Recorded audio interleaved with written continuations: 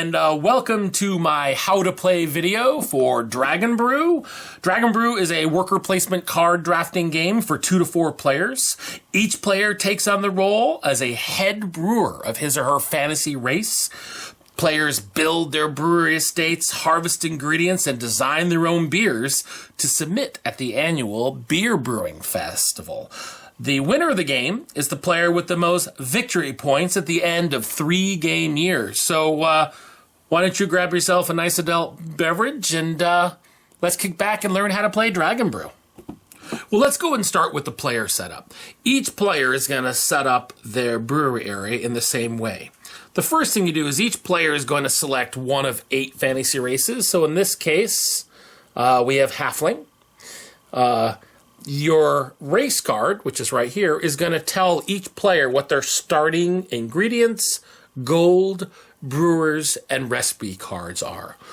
Also, each player has a starting deck of cards, which represents the various actions and locations that you have on your brewery. So you lay out your cards, and you look at your race card here, and you can see right here, starting resources. So the blocks are the grain. So the halflings start with 1 of each of the grains. You put that right here. Gold, 6. We'll happen to have 6 golds sitting right here. We get 6 golds. Next, there are brewer assistants, which are essentially your workers. They start with 7 workers. And we go and we put them right here. And lastly, at the bottom, we have barrels and recipe cards. Okay, and what those are, let me put this right here, is those are your starting hand of cards, which you are going to use to design your own beers to submit every year to the Beer Festival.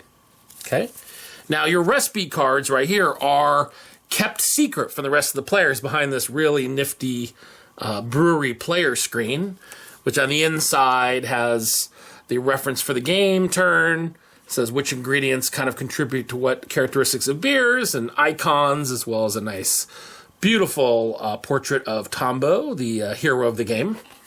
So we set this up right here, and then you're going to go ahead and set up your recipe cards behind here so you can see it, so the other players don't see what you're doing.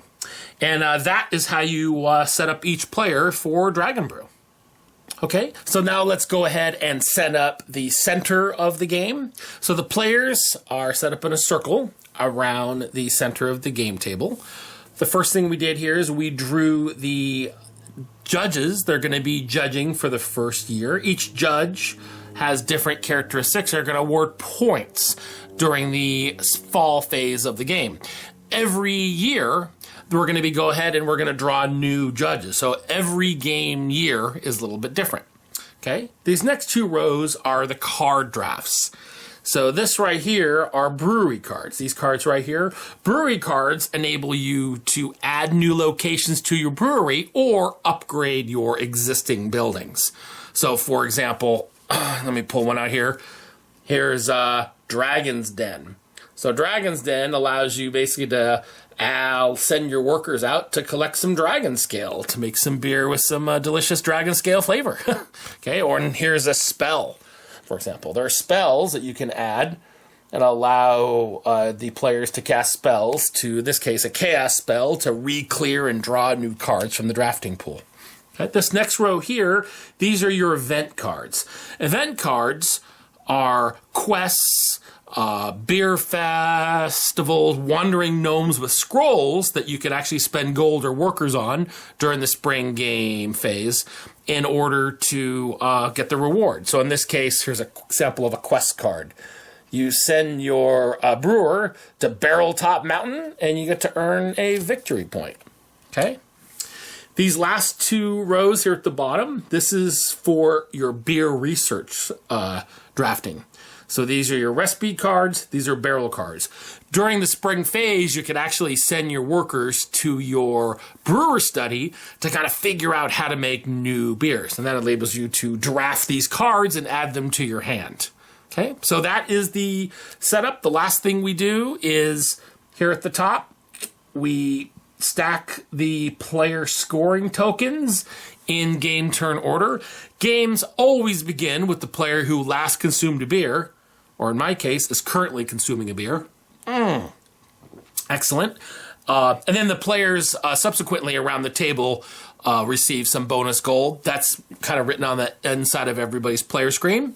And then you put the turn token on the first space. And now we're ready to play. And of course, have another sip of my beer. So a turn of Dragon Brew, a turn represents 1 year, is done in 3 phases. First is the spring phase, and the spring phase is where you're going to draft new cards and perform brewery actions, such as sending your brewers to harvest grain, go on quests, mash things, boil things, put together new recipe combinations, okay? Then in the fall, everybody is going to brew their own beers behind their brewery screens and kind of make the kind of beers they think will win prizes for that year. Next, we present our beers. That's when everybody kind of presents their beers. You get to see what everybody makes by when they lift their player screens. Next, we judge beers. Then you collect the victory points. Then you collect victory points and gold for the beer that you produce. Now, just because you didn't win a prize doesn't mean your beer doesn't have a benefit. And those benefits are gold, which is actually the best benefit, and victory points, which help you win the game. Lastly, in the winter phase, we clear everything, reset the cards, reset the judges, send your brewers to take a rest, and we proceed with the spring phase of the following turn. Once the game is played in 3 turns or 3 years, the player with the highest victory points wins. There we go. When teaching the game, I always like to start with the judges. Now, the judges are one of the most important aspects of this game because this is how players are going to earn most of their points. So as I mentioned in the previous segment, the judges are going to be right here on the scoring board. And judges are always played in order from left to right. Now, each judge card, so let's look at, Dinos Silverfly, right there. This at the bottom indicates what his preferences are. So Dinos likes a beer with low bitter and high strength. In fact, here's an example right here of kind of the 3 characteristics of beers. There's color, strength, and bitterness. And notice there's a color and an icon associated with each. This down below shows you what ingredients, we'll talk about a little bit later, contribute to each of those characteristics. So let's look at Dino here again. Okay, so Dino, again, likes a beer, because it's downward arrow, with the lowest bitterness. And if 2 beers are equally low in bitter, then he's going to award the beer with the highest strength. So again, the beer with the lowest bitterness and highest strength. And this right here are the victory points. He is going to award 2 victory points to the beer that most meets his criteria. Okay? Let's look at another judge here. Well, let's go with one of my favorites. Lady Tipsy. Okay, Lady Tipsy is a very interesting looking goblin. Lady Tipsy, again, she likes a beer that is the darkest in color, has the highest color, and has the highest bitterness, being the tiebreaker. Okay, and then right here are the victory points. So she, Lady Tipsy, is going to give 4 victory points to the beer that has the darkest color or the highest color. And if 2 beers are equally dark in color, to either of those 2 beers, the ones with the highest bitterness. If 2 beers have equally win a judge, the points are split between both those judges. Okay, and beers that win a judge receive a victory. I guess a victory token or a ribbon, and that ribbon is placed on the beer, and that beer can only win 1 prize per year. Doesn't mean it can't win a prize the next year, but for that one turn, that 1 year, that's the prize they won. Okay? So that's how the judges work. Again, judges are always placed from left to right and played from left to right.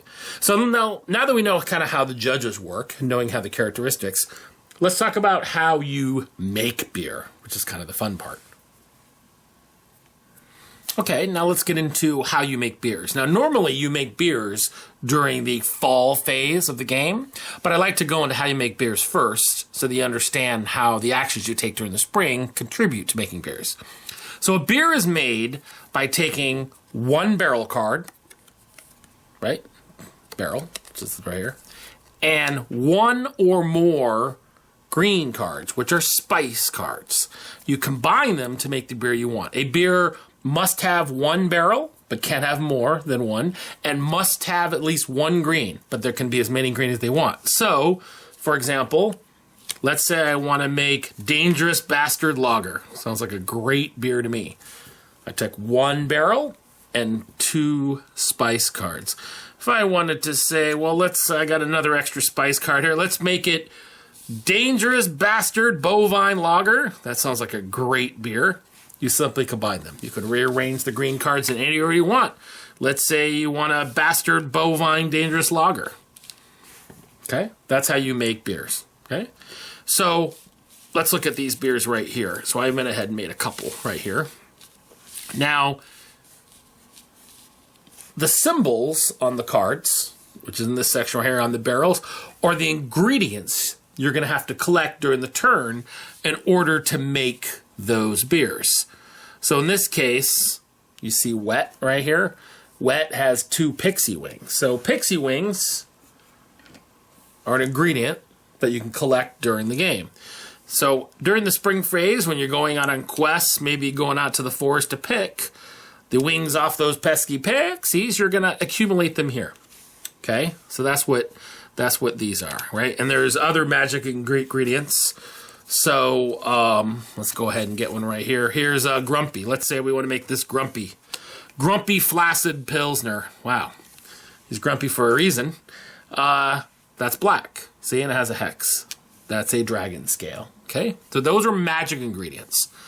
The circles, as we hear in Flaccid here, are the warts. And warts are these discs. Okay, they're painted with these wooden discs. Everything's wood because I love wood. You will collect, buy these ingredients and put them right here to represent Flaccid. And squares are just grain. So to make a saison, you need to put 1 red grain. In this case, it's rye on each of these. So during your spring turn, you're going to collect ingredients and place them on the cards to show that you've actually successfully created a batch of that beer. If you're missing an ingredient, nope, you can't use that. So it looks like instead of Wet Pixie Saison, you're just going to have to make some Wet Saison. Unless you get lucky and get enough. Okay? So that's how ingredients are associated with recipes. So what do these recipe cards mean? Okay? So right here across the middle, you see these numbers are also at the top also, are the stats of the beer. And again, I mentioned earlier, the characteristics of beer are color, strength, and bitterness. So you're going to add these stats together to determine the total stat characteristics for the beer. So in this case, Grumpy Flaccid Pilsner has a color of 1, a strength of 0, and a bitterness of 2. By simply adding these numbers together. Wet Pixie Saison, it's our other beer here. Really easy to come with that. Has a color of 0, a strength of 6, 222, and a bitterness of 1, see 100. So that's the characteristics, and if you recall, that we use to win the favor of judges to earn their victory points. Okay? The last element of a recipe card is at the very bottom. You see this rows of gold and victory points? Those are the extra kind of profits and victory points you're going to earn for just making the beer. Whether or not it wins a prize or not, you're going to get that.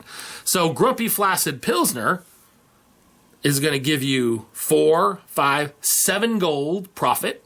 It's a pretty big seller. And you also earn 2 victory points. You will collect this whether or not the beer earns a prize or not. Now, as opposed to Wet Pixie Saison, right? It produces 4 gold but 2 victory points. So a little bit less gold, but obviously has higher stats. So that's how the beer brewing works. Again, you collect ingredients to fulfill your recipes. Arrange them any way you want. Make sure you have all the ingredients. Present them and earn some prizes. So that's how you make beer. Okay, now we're back at the player setup. So let's talk about the spring game phase. During this spring game phase, players take turns around the table, placing their brewers on their cards and performing actions, and drawing cards from the drafting pool, or buying cards, really, from the drafting pool. A player must place a brewer assistant or brewer meeple on a card during his or her turn, and may or may not draft a card. And those actions can be performed in either order. For example, a player may draft a card and then take a brewer action, or take a brewer action and then draft a card, or just simply take a brewer action and don't draft anything. We're going to go into the drafting in the next segment, and we're going to focus primarily here on taking brewer actions. Okay, so as I mentioned earlier, every player is going to have an estate of cards, and these cards have icons on them, and one of the icons indicates that it's a brewer action. A brewer action card is labeled with this right here. You see that little meeple icon? That means every time you place a worker on this card, you get to perform this action, the number of times indicated right there below it. So every time you place a worker, or in this case a brewer, on the mash house, you get to perform the action on this card twice. Okay? Versus the magic trader.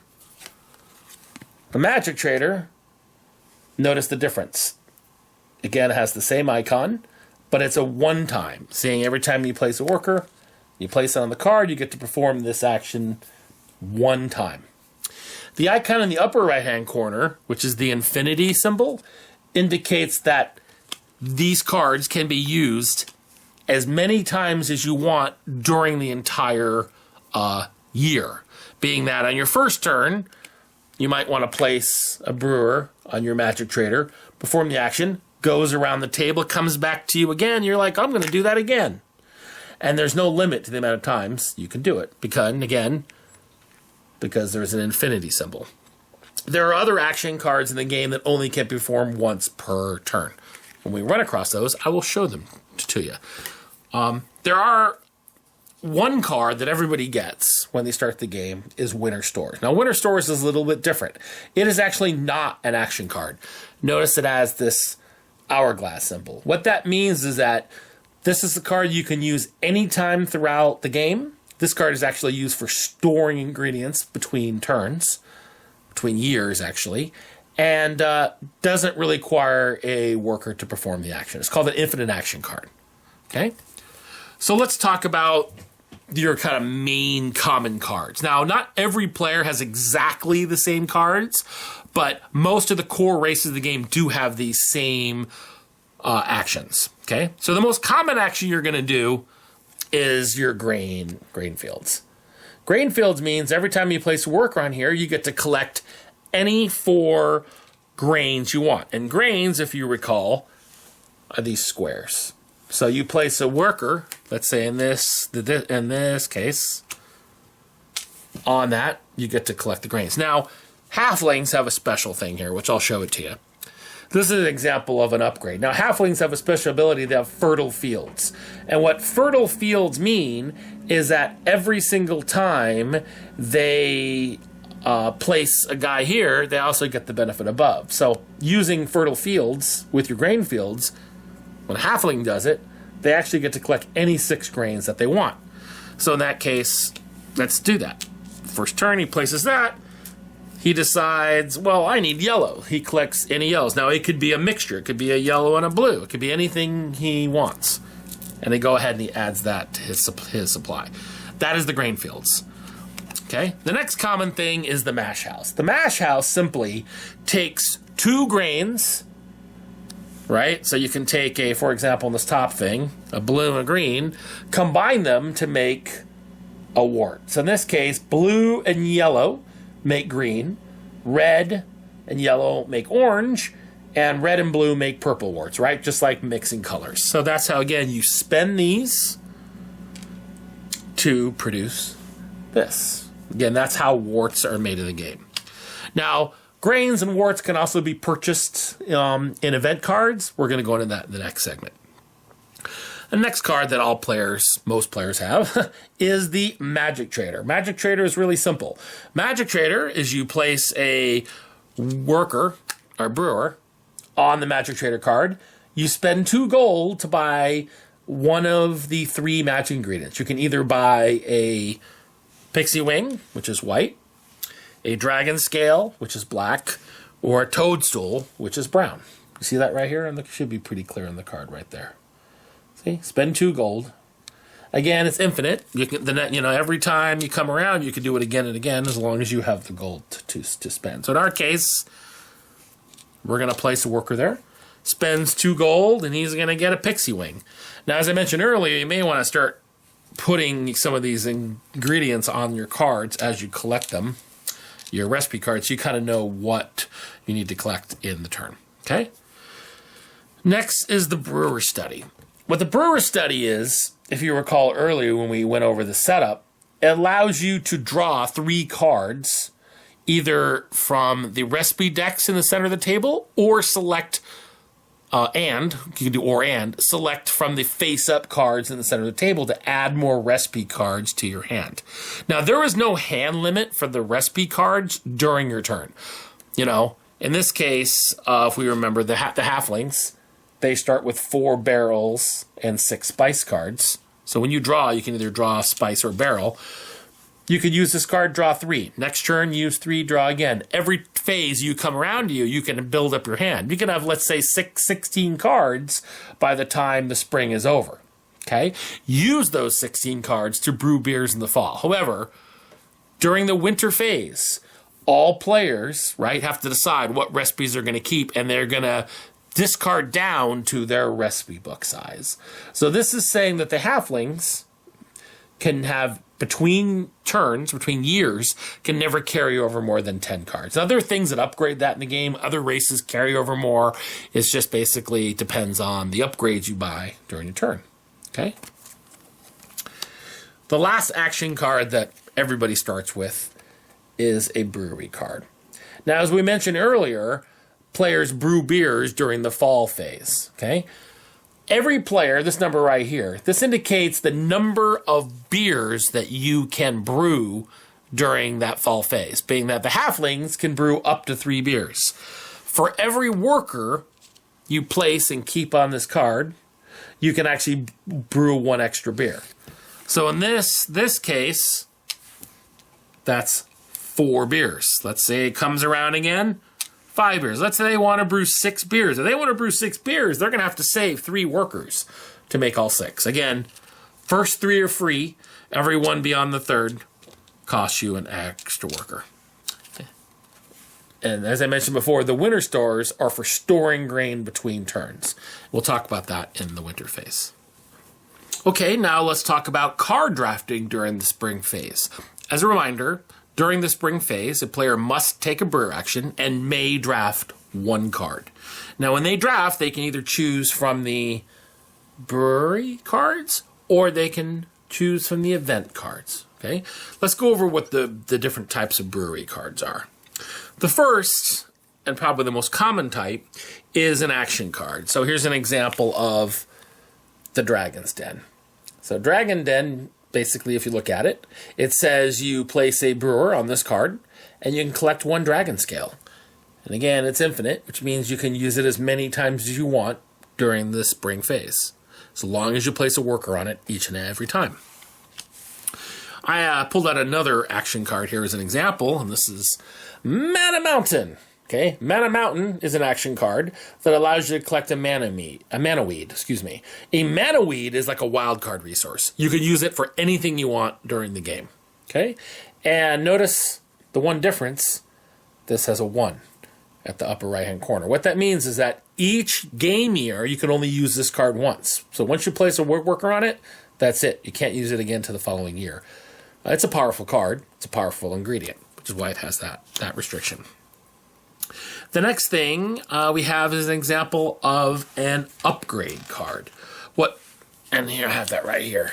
And here's one of my favorites, the Sasquatch Masher. Okay, Sasquatch Masher for three gold. By the way, the cost for these cards at the bottom, 3 gold. I should have said that earlier. Okay, that arrow in the upper right-hand corner means it's an upgrade. It upgrades your mash house. And what that does is it increases your action multiplier. So the action multiplier, if you recall, is the number of times you get to use that particular action every time you place a brew on it. So let's kind of combine it here. So let's say that the halfling spent 3 gold, bought a Sasquatch Masher. Again, upgrades are put right behind. Look what that means. That means rather than the multiplier of 2, it's 3. Every time a halfling places a brew on here, it can actually create 3 mash ingredients. And there's no limit to the number of upgrades a action card can receive. You can have 3 Sasquatch Mashers. You had 3 Sasquatch Mashers, you'd make 5 warts every single time you placed a brewer on here. Okay? So that's what that is. So then that's a upgrade card. Very important. Next are free action. We talk about the infinite free action cards. This is another example of one. The Tavern. And again, if you look at the icon and what it says here, again, you purchase this for a gold. You permanently add this card to your estate.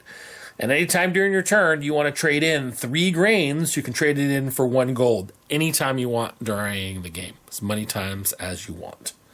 Okay. Lastly, we have spells. Now, we haven't seen spells before because very few races start with spells. Some do, not the basic races.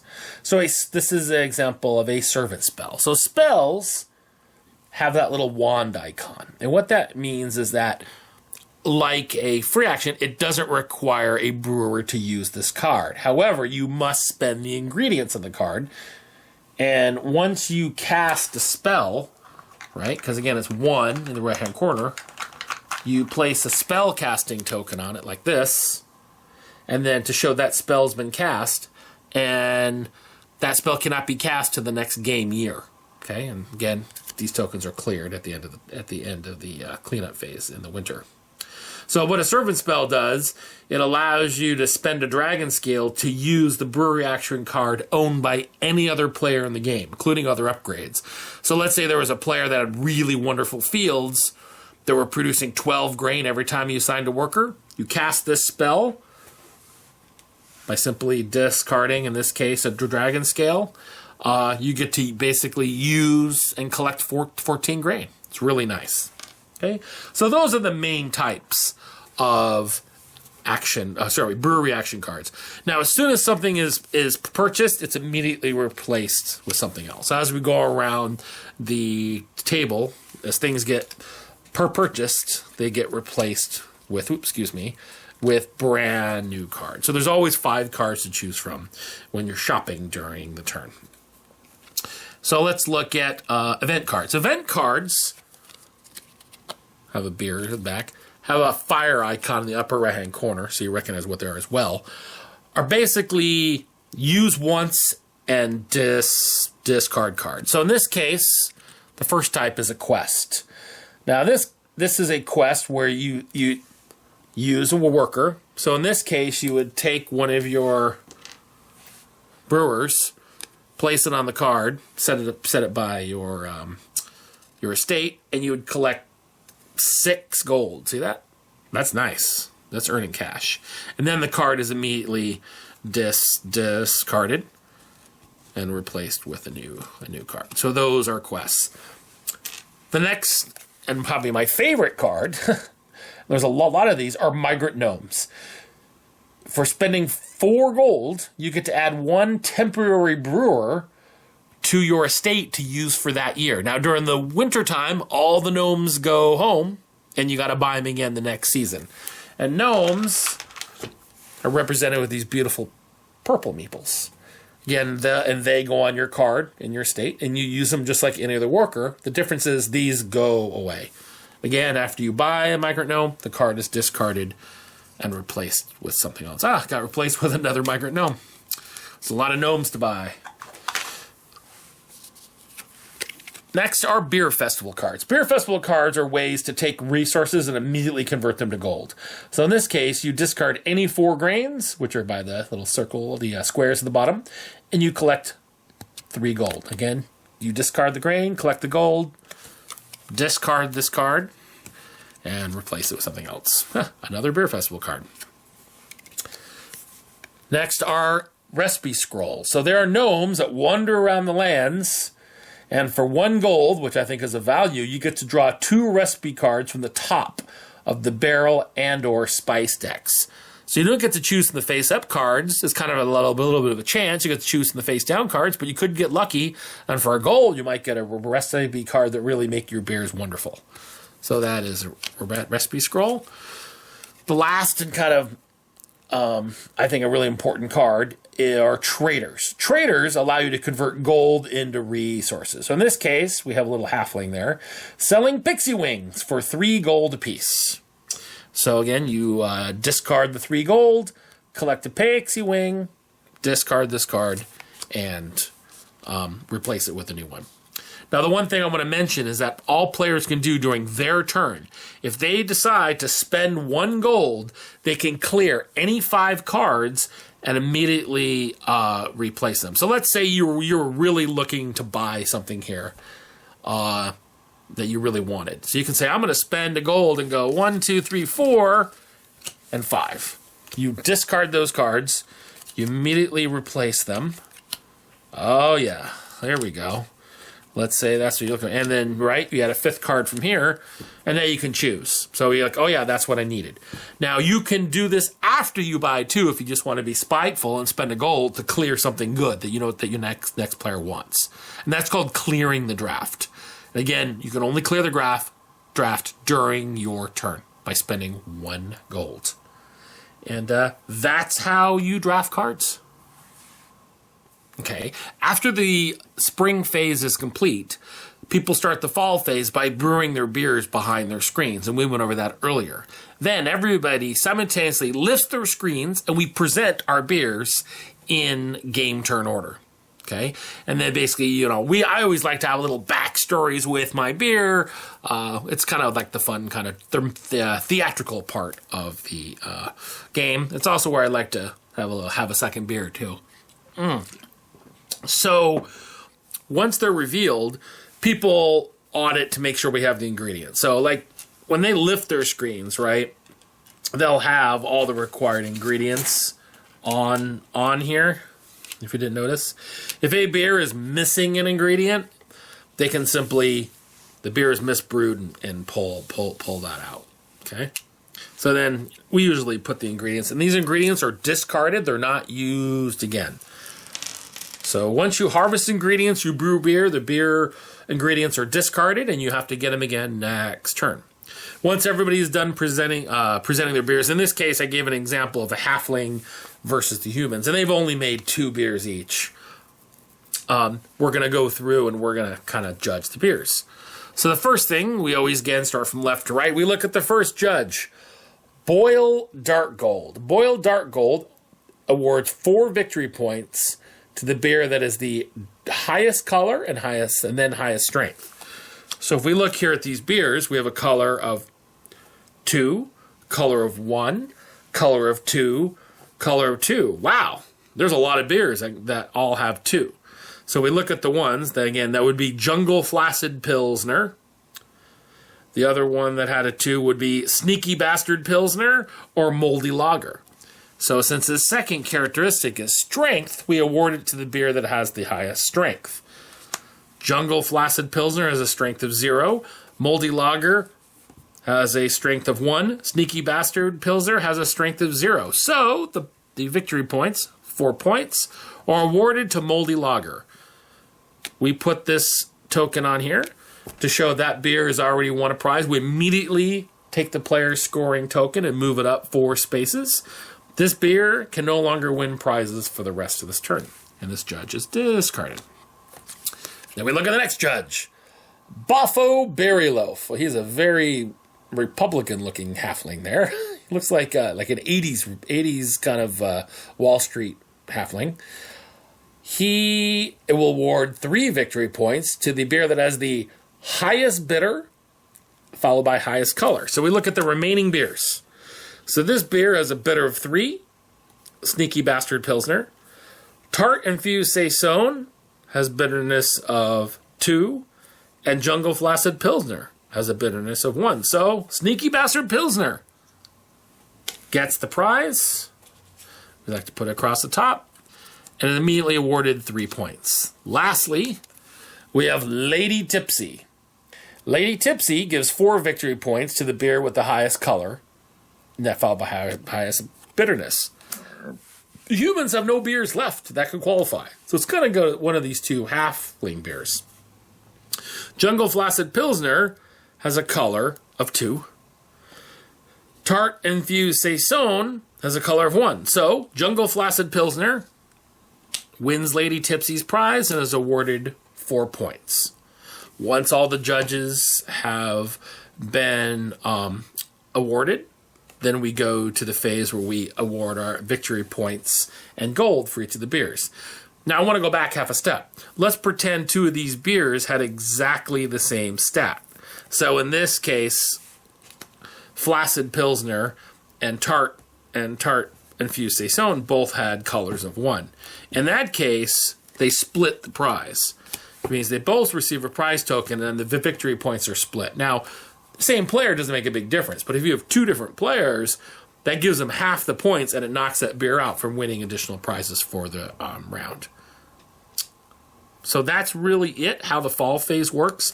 Once everybody collects their gold and their additional victory points, we proceed to the winter phase.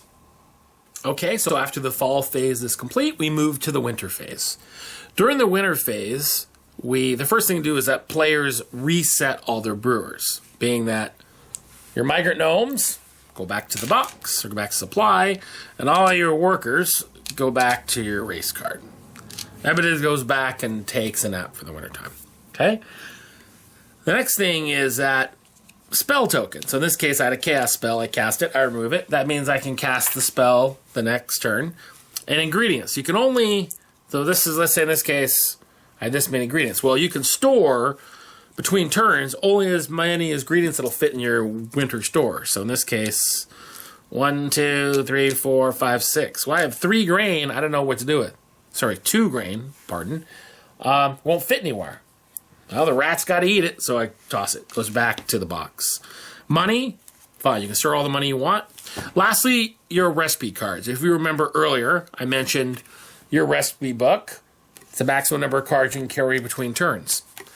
I have, 12 cards here. So I've got to pick 2 cards here I've got to discard. So let's say Owlbear and Moldy.